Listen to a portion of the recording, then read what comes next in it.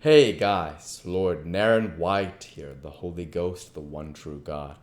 Back with you with the next video in my series reading The Adventures of Huckleberry Finn by Mark Twain. Without further ado, returning to The Adventures of Huckleberry Finn as read by Lord Naren White. Soon as it was night out, we shoved.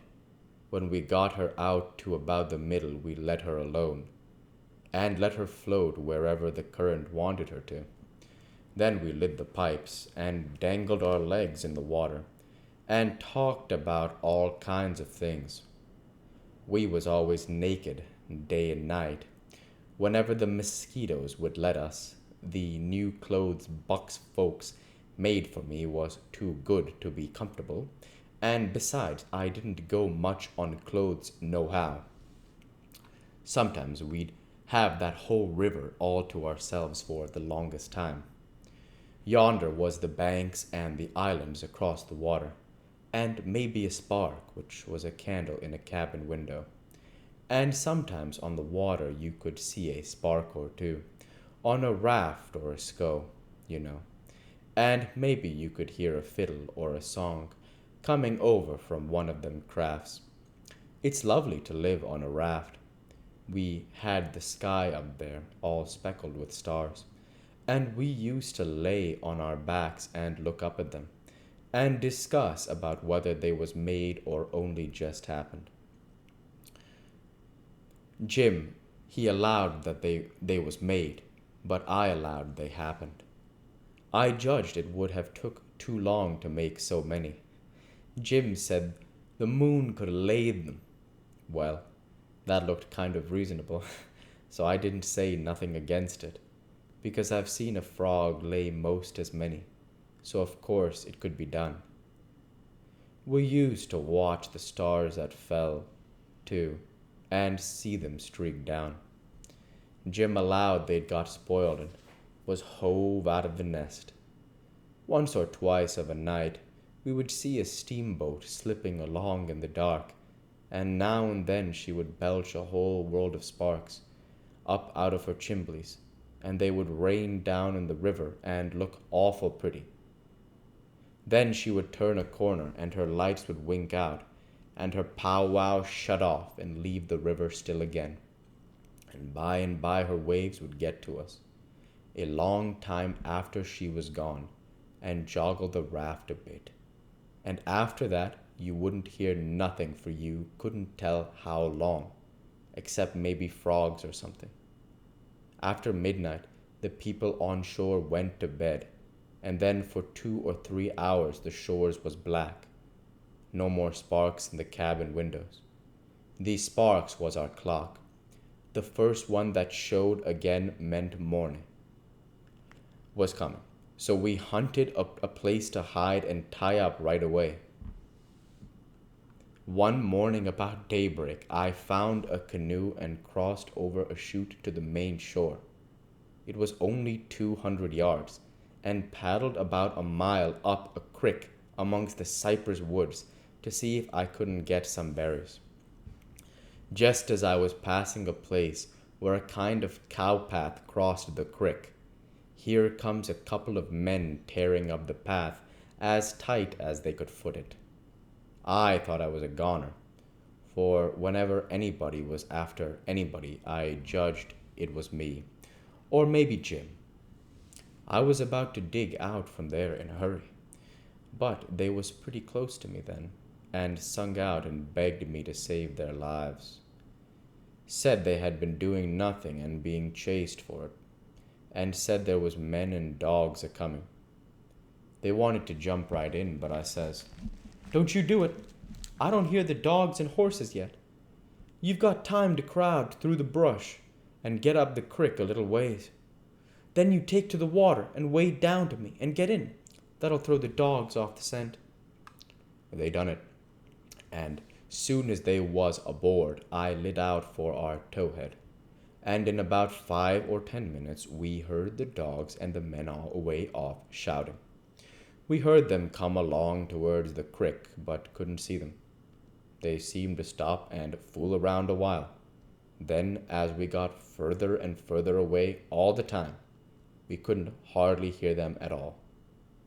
By the time we had left a mile of woods behind us and struck the river, everything was quiet, and we paddled over to the towhead and hid in the cottonwoods and was safe. One of these fellows was about 70 or upwards, and had a bald head and very gray whiskers. He had an old battered up slouch hat on, and a greasy blue woolen shirt, and ragged old blue jeans breeches stuffed into his boot tops, and home knit galluses. No, he only had one. He had an old, long tailed blue jeans coat with slick brass buttons flung over his arm, and both of them had big, fat, ratty looking carpet bags. The other fellow was about 30 and dressed about as ornery. After breakfast, we all laid off and talked, and the first thing that come out was that these chaps didn't know one another. "What got you into trouble?" says the bald head to the other chap. "Well, I'd been selling an article to take the tartar off the teeth, and it does take it off too, and generally the enamel along with it. But I stayed about one night longer than I ought to, and was just in the act of sliding out when I ran across you on the trail, this side of town, and you told me they were coming, and begged me to help you to get off. So I told you I was expecting trouble myself, and would scatter out with you. That's the whole yarn. What's yourn?"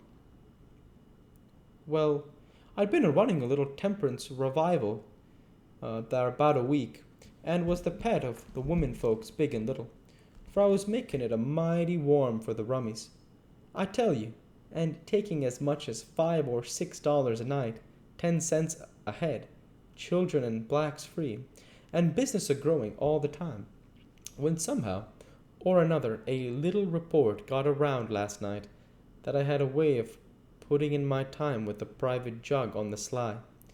A black rousted me out this morning, and told me the people was gathering on the quiet with their dogs and horses, and they'd be along pretty soon and give me about half an hour's start, and then run me down if they could, and if they got me they'd tar and feather me, and ride me on a rail, sure.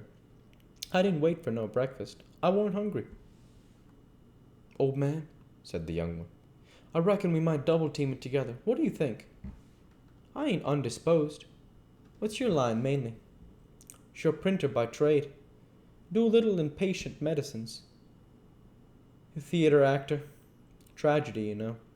Take a turn to mesmerism and phrenology when there's such a chance. Teach singing geography school for a change. Sling a lecture sometimes. Oh, I do lots of things. Most anything that comes handy, so it ain't work. What's your lay?" "I've done considerable in the doctoring way in my time.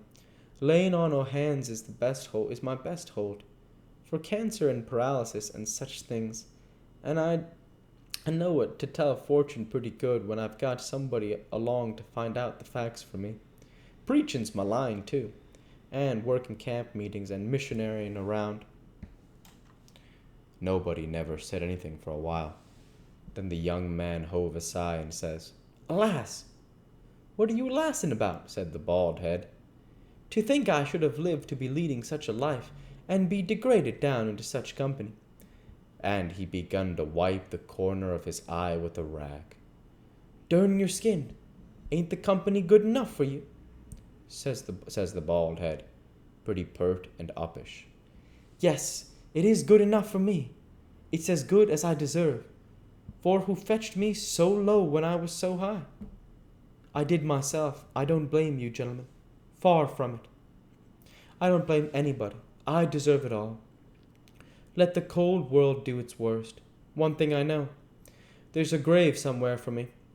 The world may go on just as it's always done, and take everything from me. Loved ones, property, everything. But it can't take that. Someday I'll lie down in it and forget it all, and my poor broken heart will be at rest." He went on wiping. "Draught your poor broken heart," says the bald head. What are you heaving your poor broken heart at us for? We ain't done nothing. Now, I know you haven't. I ain't blaming you, gentlemen. I brought myself down, yes. I did it myself. It's right I should suffer. Perfectly right. We'll go ahead and stop there for this week. As usual, I want to say thank you for watching and I hope you enjoyed. Please like, comment, and subscribe as it greatly helps the channel. Light be with you all. Take care and thanks again.